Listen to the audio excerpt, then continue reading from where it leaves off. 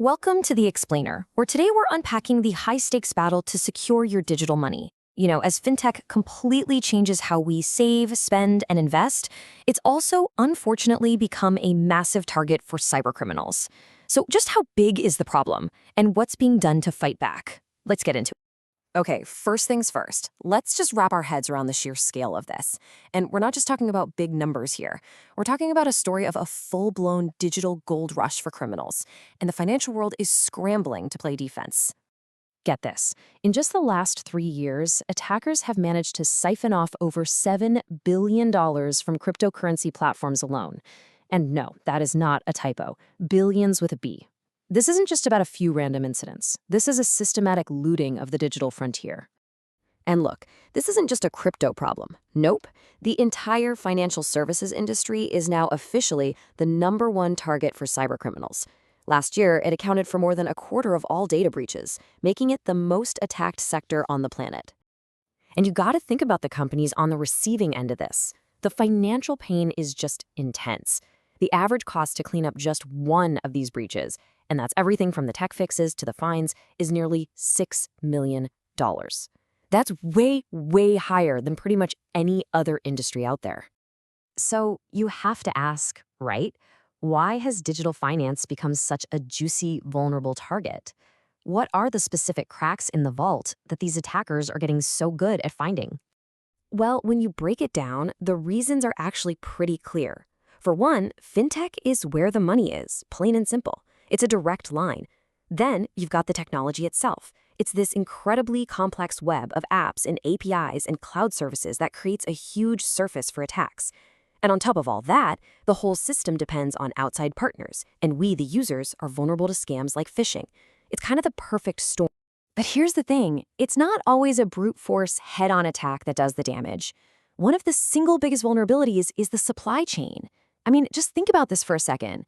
A whopping 40% of these breaches, they start with a third-party vendor. All it takes is one weak link in that long chain of partners to cause a major problem. So with the risks just skyrocketing like this, you knew regulators were going to have to step in, right? And in Europe, they've done just that, with some powerful new rules. All right, let's talk about Europe's big answer to all this chaos. It's a new regulation called the Digital Operational Resilience Act, or DORA for short. And let me be clear, this isn't some friendly suggestion. It's a legally binding set of rules for basically everyone in the EU's financial world, from the biggest banks all the way to the newest crypto startups. DORA is really built on these 5 core ideas. It sets super strict rules for managing tech risks. It puts those third-party vendors under a microscope. It standardizes how big problems get reported. It requires some serious stress testing, and it pushes companies to share info on threats. You can think of it as a mandatory digital building code for the whole industry. But top-down regulation, that's only one piece of the puzzle. The financial industry itself knew it couldn't just sit around and wait for the government to solve everything. They had to build their own united front. Which brings up a really fascinating question, especially for an industry that's built on just cutthroat competition. How on earth do you get all these different companies, from huge global banks to tiny little startups, to agree to follow the same security playbook? Well, the answer is this thing called the Cyber Risk Institute profile, or CRI profile for short.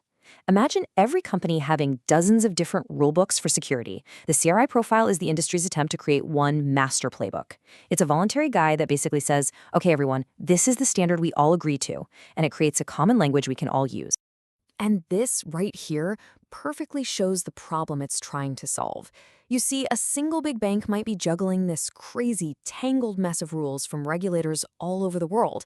What the profile does is take all those overlapping, sometimes even contradictory requirements and just boils them down into one streamlined set of best practices.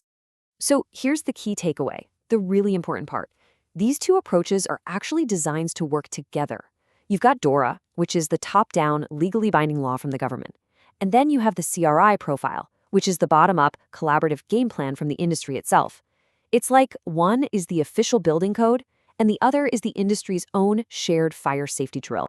Okay, so we've got the rules of engagement set by regulators and the industry. But how is this fight actually going down on the digital front lines?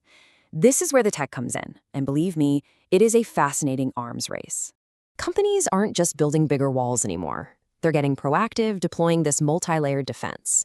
That means hiring ethical hackers to find weaknesses before the bad guys do. It means enforcing multi-factor authentication to lock down accounts, using AI to spot fraud in milliseconds, and, of course, encrypting everything.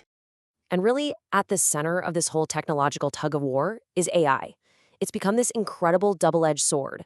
On one side, attackers are using it to build way smarter phishing scams and malware. But on the other, the good guys are using AI to spot threats and react faster than any human possibly could. It has turned into a crazy, escalating arms race. And all of this, it brings us to what might be the single most important takeaway. In the world of cybersecurity, there's no finish line. There is no final victory. I heard a security consultant put it perfectly. They said, cybersecurity isn't a problem you can just solve and then walk away from. It's not some checkbox you tick off on a form.